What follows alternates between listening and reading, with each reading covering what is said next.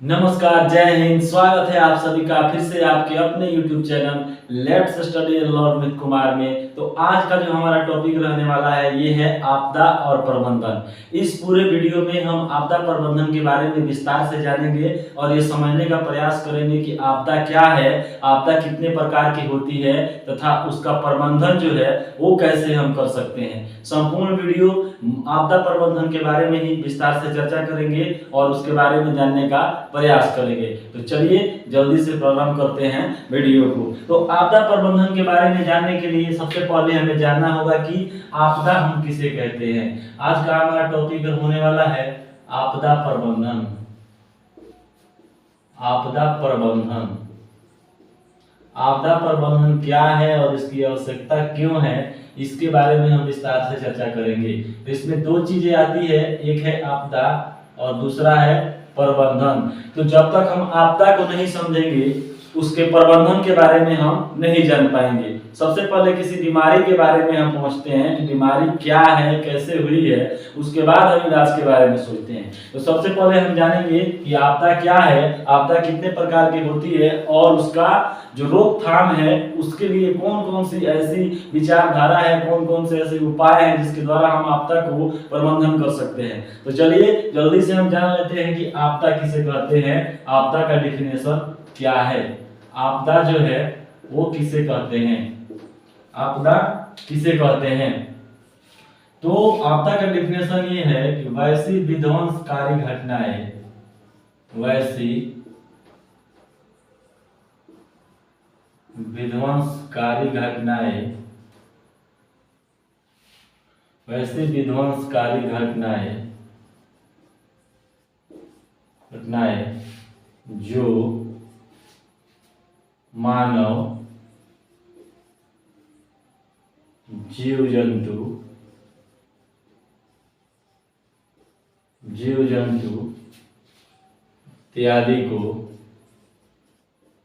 इत्यादि को निजी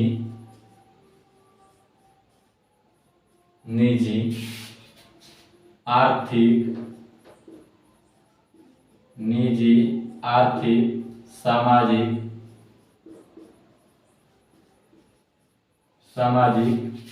राजनीतिक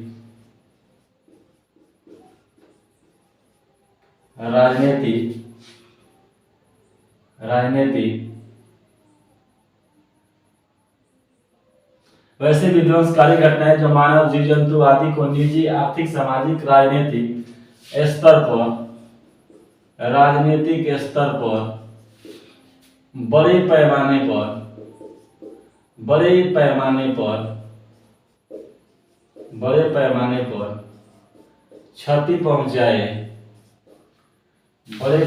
पर क्षति पहुंचाए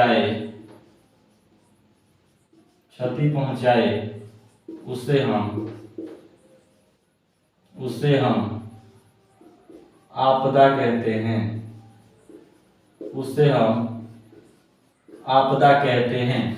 वैसी विध्वंसकारी घटनाएं जो मानव, जीव जंतु इत्यादि को निजी रूप से, आर्थिक रूप से, सामाजिक रूप से तथा राजनीतिक स्तर पर एक बड़े पैमाने पर क्षति पहुंचाए उसे हम आपदा कहते हैं। आपदा चाहे भूकंप हो, चाहे सुनामी हो, चाहे आतंकवाद हो, कोई भी आपदा यदि आती है तो व्यक्ति को जो है, मानव हो गया, जीव जंतु है हो गए, पर्यावरण में कोई ऐसी जीव हो गया, जंतु हो गया, मानव हो गया या पर्यावरण में उपस्थित जितने भी पेड़ पौधे हैं उन सब पर जो है एक बड़े स्तर पर क्षति पहुंचता है। और इसके अलावा देखा जाए तो निजी स्तर पर व्यक्ति का जो निजी स्तर पर जो उसकी धन संपत्ति होती है वो नष्ट हो जाती है। जैसे बाढ़ के रूप में यदि कोई आपदा आता है तो घर बनाने में लोगों को सालों वर्षों लग जाते हैं, बहुत समय लगता है घर बनाने में। और बाढ़ की तबाही एक बार में वर्षों की कमाई को, वर्षों से सजोए हुए धन को तबाह करके रख देती है। तो व्यक्ति को जो है निजी तौर पे बहुत बड़े नुकसान उठाना पड़ता है। इसके अलावा आर्थिक रूप से देखा जाए, रुपया पैसे के तौर पे देखा जाए तो उन्हें बहुत बड़ी क्षति पहुंचती है। जो विकास की उनकी प्रक्रिया होती है वो कहीं ना कहीं आपदा के द्वारा थम सी जाती है, रुक सी जाती है। जिसके बाद जो है व्यक्ति को फिर से निरंतर प्रयास करना पड़ता है, मेहनत करना पड़ता है फिर उस स्तर पर जाने के लिए। तो आर्थिक स्तर पर देखा जाए तो बड़े ही बड़े स्तर पर जो है व्यक्ति को नुकसान होता है। सामाजिक स्तर पे, राजनीतिक स्तर पे पहले देखा जाए तो नदियों किनारे जो भी घर बसे होते हैं वो कटाव के कारण वहां से कट के दूसरे जगह अपना घर बनाते हैं, जिससे उनका जो राजनीतिक जीवन होता है वो भी कहीं ना कहीं यहाँ पे प्रभावित होता है। तो डिफिनेशन इसका यही है कि वैसे विध्वंसकारी घटनाएं जो मानव, जीव जंतु आदि को निजी स्तर पे, आर्थिक स्तर पे, सामाजिक स्तर पे, राजनीतिक स्तर पर बड़े पैमाने पर क्षति पहुंचाए उसे हम आपदा कहते हैं। तो किसी भी चीज को पढ़ने के लिए उसको अलग अलग भागों में बांट के पढ़ते हैं तो आसानी से चीजें हमें समझ में आती है। तो आपदा को जो है यहाँ पे दो भागों में बांटा गया है।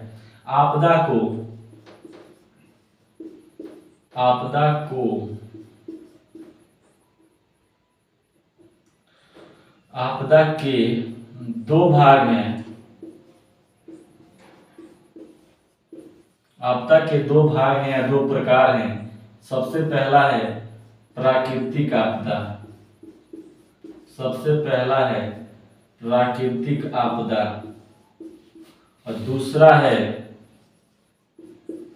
और दूसरा है मानवीय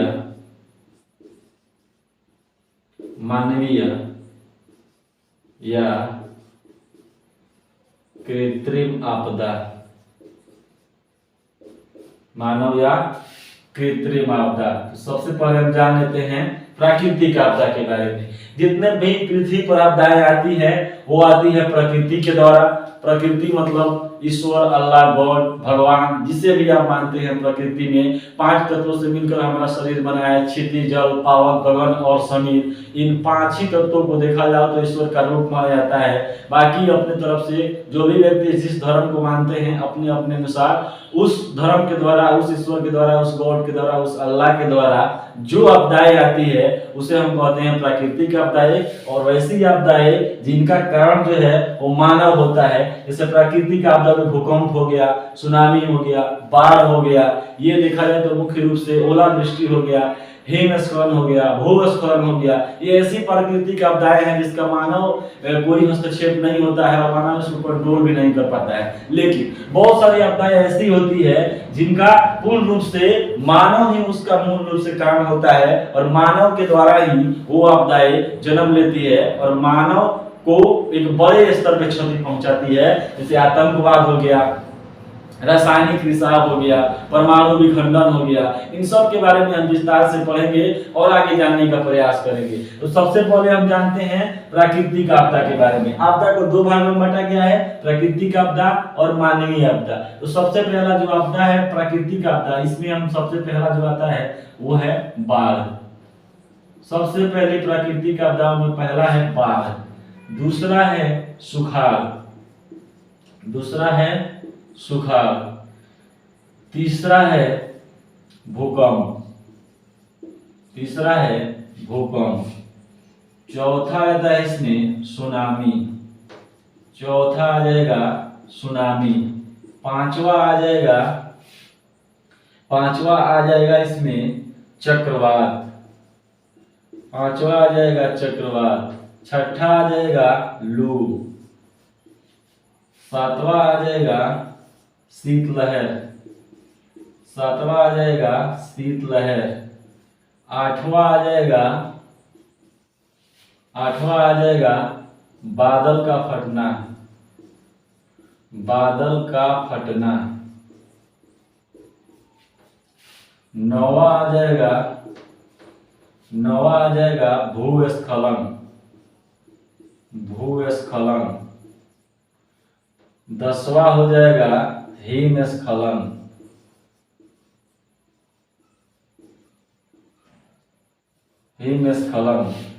11वां हो जाएगा, इधर लिख लेते हैं 11 नंबर हो जाएगा बिजली का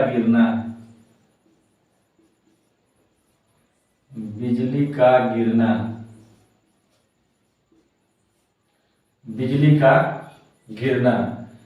ये हो गया। ये सभी जो आपदाएं हैं ये प्राकृतिक आपदा के रूप में है। सब के बारे में हम विस्तार से जानेंगे और पढ़ने का प्रयास करेंगे। 12 नंबर में हो जाएगा तूफान या आंधी, तूफान या आंधी। ये हो गया। मुख्य रूप से देखा जाए तो इतने ही प्राकृतिक आपदाएं होती है जो प्रकृति के द्वारा आती है। इसमें सबसे पहला जो है वो बाढ़ है, दूसरा सुखाड़ है, फिर भूकंप है, सुनामी है, चक्रवात है, लू है, शीतलहर है, बादल का फटना है, भूस्खलन है, हिमस्खलन है, बिजली का गिरना है, तूफान या आंधी है। 13वां इसमें हो सकता है ओलावृष्टि। ओलावृष्टि हो सकता है इसमें 12वां। ओलावृष्टि हो सकता है 12वां। अब हम देख लेते हैं मानवीय आपदाओं में कौन कौन सी ऐसी आपदाएं हैं जो मानव के द्वारा निर्मित होती है। तो सबसे पहला जो इसमें आपदा आएगा वो आएगा आतंकवाद, वो होगा आतंकवाद। दूसरा इसमें आ जाएगा परमाणु विखंडन, परमाणु विखंडन, परमाणु विखंडन। तीसरा आ जाएगा रासायनिक रिसाव, रासायनिक रिसाव, रासायनिक रिसाव। चौथा हो जाएगा आग लगना, आग लगना। पांचवा हो जाएगा प्रदूषण, प्रदूषण। छठा हो जाएगा महामारी, महामारी। सातवां हो जाएगा, सातवां हो जाएगा महामारी के बाद दुर्घटना, दुर्घटना। अब दुर्घटना में हम सभी को एक साथ रख सकते हैं। सड़क दुर्घटना हो सकता है, सड़क दुर्घटना हो सकता है, रेल दुर्घटना हो सकता है, वायु दुर्घटना हो सकता है, वायुयान के द्वारा सड़क, रेल, वायु हो सकता है। ये सभी दुर्घटनाएं जो है वो हो सकती है जो एक ही में है।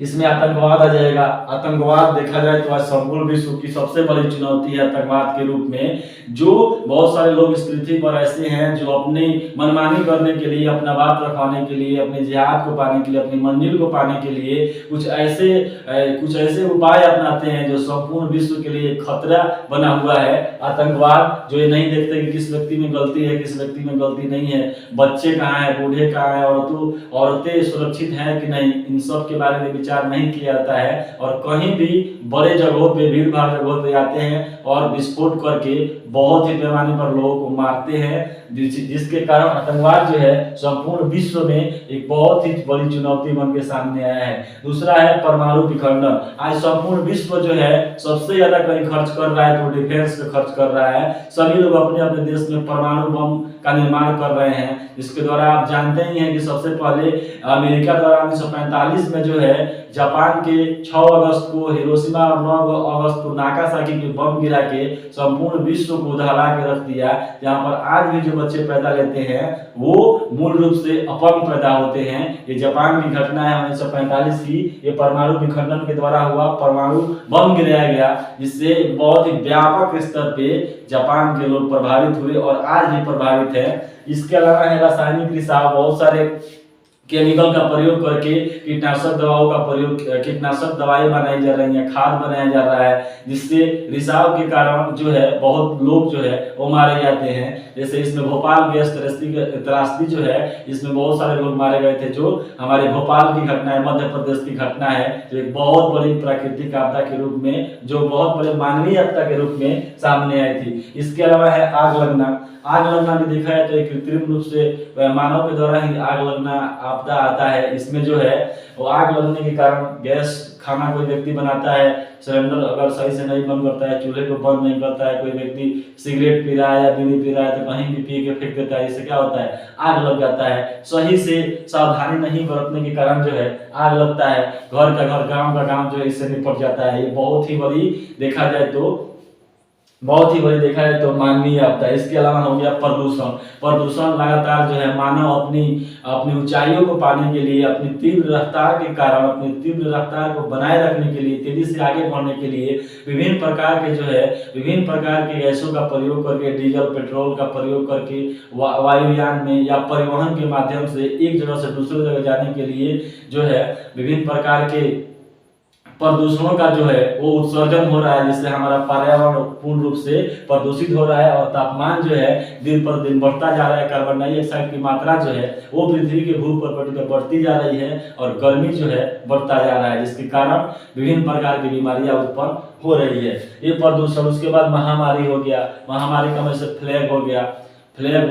इसके अलावा अभी हाल ही में कोरोना आया था, जो विश्व स्तर पर वैश्विक महामारी था, जिसने संपूर्ण विश्व को जो है वो प्रभावित करने का कार्य हुआ। तो सबके बारे में हम डिटेल से पढ़ेंगे एक एक करके। अभी हम संक्षिप्त जो है वो आपको जानकारी दे रहे हैं। उसके अलावा दुर्घटना हो गया, ये भी मानवीय ही आपदा है। आप देखते हैं सरकार हमेशा बोलती है कि हेलमेट का प्रयोग कीजिए, जूता का प्रयोग कीजिए सड़क पे जब भी आप चलते हैं तो, लेकिन इन सब के होने के बावजूद भी व्यक्ति जो है बिना हेलमेट के बाइक चलाते हैं, अच्छे से स्पीड का पालन नहीं करते हैं, कितना स्पीड में बाइक चलाना है। बहुत सारी सड़क दुर्घटनाएं होती है जो एक मानवीय आपदा है। रेल दुर्घटना है, दो ट्रेनें आपस में आके टकराती है, जिसमें भी व्यापक तरीकों पे लोगों की मृत्यु होती है, ये भी देखा है तो एक मानव आपदा है। इसके अलावा वायुयान में देखा है तो वायुयान में प्लेन क्रैश करने के कारण बहुत सारे लोगों की मृत्यु होती है। तो ये भी जो है एक मानवीय आपदा के रूप में जाना जाता है। तो यहाँ पर मैंने आपको बताने का प्रयास किया कि आपदा क्या है, आपदा कितने प्रकार के होते हैं। तो आपदा के दो ही प्रकार हैं। अब यहाँ से क्वेश्चन पूछता है एक नंबर का कि बताइए आतंकवाद जो है किस प्रकार का आपदा है, मानवीय या प्राकृतिक। तो आतंकवाद जो है वो मानवीय आपदा है। तो ये आपदा के बारे में जो है संक्षिप्त जानकारी है।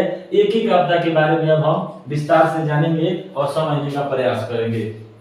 मुख्य रूप से दिखाए तो हम पहले प्राकृतिक आपदा के बारे में जानते हैं और समझने का प्रयास करते हैं कि प्राकृतिक आपदाओं में एक एक जो चीजें हैं वो क्या है और उनका निवारण हम कैसे कर सकते हैं।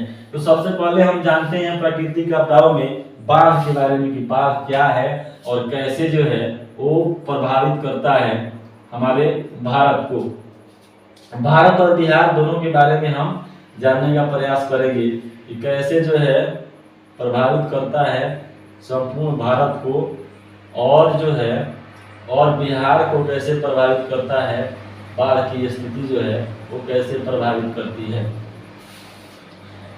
एक नंबर अपना टॉपिक अब चलेगा बाढ़ क्या है, इसको हम देखते हैं। तो बाढ़ क्या है सबसे पहले हम इसको समझने का प्रयास करते हैं। बाढ़ मुख्य रूप से नदियों के कारण ही आता है। जब नदी का जल स्तर जो है सामान्य से ज्यादा हो जाता है, नदी में जल धारण करने की क्षमता जितनी होती है उससे यदि ज्यादा जल हो जाता है तो आसपास के इलाकों में वो जल फैल जाता है और इस प्रक्रिया को हम बाढ़ के नाम से जानते हैं। मान लीजिए यहीं से कोई नदी जा रही है, ये नदी यहाँ से कोई जा रही है। नदियाँ हमेशा जो है वो जो है सीधी नहीं रहती है, नदियों का आकार टेढ़ा ही होता है। ये नदी है, यहाँ कोई ग्लेशियर है, जो पानी जो है जल इकट्ठा हो रहा है। जब नदी का इसमें जल प्रवाह होगा तो कम जल रहेगा तो कोई बात नहीं है, आसानी से जल निकल जाएगा। लेकिन इसमें ज्यादा जल की मात्रा यदि हो जाएगी तो ये जल जो है वो बाहर आएगा, बाहर ऐसे इन इलाकों में आएगा। यहाँ पर किसी का घर है, घर बना के कोई यहाँ पर है, तो नदी का जल जो है ग्रामीण क्षेत्रों में या आसपास में जो गांव होते हैं नदियों के तट पे या उससे अलग भी होते हैं, और पानी के जल पे निर्भर करता है कि बाढ़ की स्थिति को कहां तक लेकर जाएगा। ज्यादा नदी में यदि पानी आता है तो ज्यादा इलाकों को जो है ये प्रभावित करता है। तो मूल रूप से बाढ़ का मतलब यही है कि नदियों का जल स्तर जब आवश्यकता से अधिक हो जाता है, उसके जल धारण करने की क्षमता से ज्यादा होता है तो आसपास के इलाकों में फैल जाता है और इस प्रक्रिया को जो है हम बाढ़ कहते हैं। ये बाढ़ हो गया। अब बाढ़ आता क्यों है भारत के बारे में हम इसको समझ लेते हैं। तो बाढ़ को समझने से पहले हमें नदियों के बारे में जानना आवश्यक है कि नदियां कौन सी है और कहां से निकलती है, उनका जल स्तर क्या है, क्या कारण है कि बिहार के क्षेत्र में बाढ़ अधिक आता है। हम ये जानते हैं कि ये वाला क्षेत्र जो आपको दिखाई दे रहा है ये नेपाल है, ये नेपाल है और विश्व की सबसे ऊंची चोटी माउंट एवरेस्ट जो है वो नेपाल में ही स्थित है। मुख्य रूप से देखा है तो भारत की 3 ही नदी तंत्र है जिसके बारे में हम पढ़ते हैं। एक नदी निकलती है चेमा-युंग ग्लेशियर से तिब्बत के, जिसका नाम है सिंधु नदी, और पाकिस्तान होते हुए अरब सागर में आके मिल जाती है। ये है आपकी सिंधु नदी, ये सिंधु नदी है। एक और नदी निकलती है उत्तराखंड से निकल के उत्तर प्रदेश बिहार होते हुए बंगाल की खाड़ी में आकर मिलती है, जिसका नाम है गंगा नदी, इसका नाम है गंगा नदी। एक और नदी यहीं से निकलती है, तिब्बत से ही, और ये होते हुए अरुणाचल प्रदेश असम से होते हुए आके मिलती है, इसमें मिलती है आके, और इस नदी को हम कहते हैं, इस नदी को हम कहते हैं ब्रह्मपुत्र नदी। इस नदी को हम कहते हैं ब्रह्मपुत्र नदी। और इन नदियों की बहुत सारी सहायक नदियां भी हैं।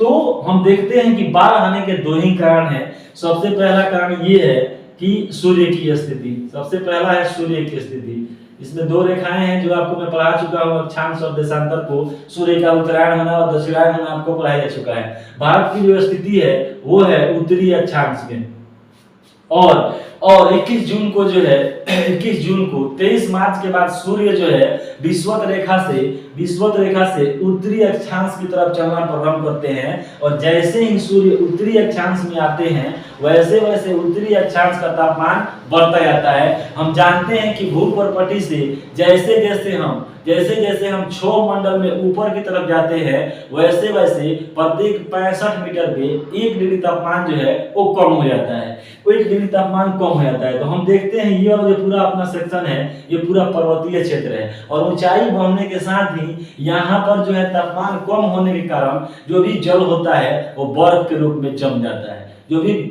जल होता है वो बर्फ के रूप में जमने के कारण ये पूरा जो ग्लेशियर है ये बर्फ के रूप में जमा रहता है। अब जैसे ही सूर्य उत्तरायण होते हैं तो इन पे जो है उसका प्रकाश पड़ता है, जिसके कारण जो है वो बर्फ पिघलना प्रारंभ होता है और एक ग्लेशियर का निर्माण होता है बहुत ही बड़े क्षेत्र पे।